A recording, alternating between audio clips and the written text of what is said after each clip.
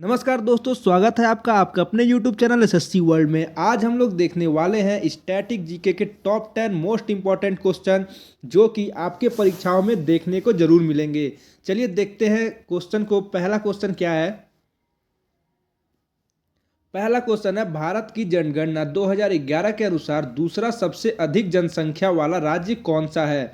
आपको बताना है कि भारत की जनगणना 2011 के अनुसार दूसरा सबसे अधिक जनसंख्या वाला राज्य कौन सा है। तो इसका करेक्ट आंसर जो है वो हो जाएगा महाराष्ट्र। महाराष्ट्र का जो जनसंख्या है वो है टोटल 9.28%। और बिहार जो है वो थर्ड मोस्ट पॉपुलेटेड स्टेट है।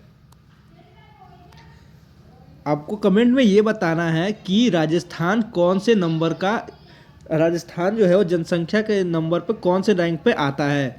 चलिए देखते हैं अगला क्वेश्चन क्या है। अगला क्वेश्चन है, भारत का हीरा किसे कहा जाता है? आपको बताना है कि भारत का हीरा किसे कहा जाता है। तो इसका जो करेक्ट आंसर हो जाएगा वो होगा गोपाल कृष्ण गोखले को। और आपको बता दूं कि गोपाल कृष्ण गोखले को ही गांधी जी अपना पॉलिटिकल गुरु मानते थे। ठीक है। और गोपाल कृष्ण गोखले को ये भारत का हीरा जो है वो बाल गंगाधर तिलक जी ने कहा था। ठीक है। अब आपको कमेंट में ये बताना है कि सरदार वल्लभ भाई पटेल को हम और किस नाम से जानते हैं। उम्मीद करता हूँ आपको ये क्वेश्चन समझ में आ रहे होंगे। अगर आ रहे हैं तो वीडियो को आप एक लाइक ज़रूर कर दीजिएगा और चैनल को सब्सक्राइब जरूर कर लीजिएगा। दोस्तों के साथ शेयर भी कर दीजिएगा। चलिए देखते हैं अगला सवाल क्या है। तो अगला सवाल है, डैश पर दिन की लंबाई लगभग 16 घंटे होती है। आपको बताना है कि किस ग्रह पर दिन की लंबाई 16 घंटे होती है। तो इसका करेक्ट आंसर हो जाएगा वरुण ग्रह यानी कि नेपच्यून। नेपच्यून पर एक दिन की लंबाई जो है वो 16 घंटे ही होती है। अब आपको कमेंट में ये बताना है कि शुक्र ग्रह पर, ये आपको कमेंट में बताना है कि शुक्र ग्रह पर एक दिन की लंबाई कितनी घंटे की होती है। चलिए देखते हैं अगला सवाल क्या है। अगला सवाल है, स्वतंत्रता मेरा जन्मसिद्ध अधिकार है और मैं इसे लेकर रहूँगा का नारा देकर भारतीयों को किसने प्रेरित किया था? आपको ये कमेंट में, आप इस क्वेश्चन का आंसर कमेंट करिए जल्दी से, जब मैं देखूं कि आपको आता है या नहीं। चलिए देखते हैं इसका करेक्ट आंसर क्या होगा। इसका करेक्ट आंसर होगा बाल गंगाधर तिलक जी ने ये नारा दिया था। ठीक है। अब आपको कमेंट में ये बताना है कि डू और डाई, करो या मरो का नारा किसने दिया था। ये आपको कमेंट में बताना है। ठीक है। चलिए देखते हैं अगला सवाल क्या है। अगला सवाल है, भारतीय राष्ट्रपति की जीवनी Draupadi Murmu from tribal hinterland to Raisina Hills के लेखक कौन है? तो इसका जो करेक्ट आंसर हो जाएगा वो हो जाएगा कस्तूरी राय। कस्तूरी राय ने ही ये लिखा हुआ है। ठीक है। अब आपको बताना है मैरी कॉम की ऑटोबायोग्राफी का नाम क्या है, कमेंट में जरूर बताइएगा। चलिए देखते हैं अगला क्वेश्चन क्या है। अगला क्वेश्चन है, गुलामगिरी पुस्तक किसने लिखा है?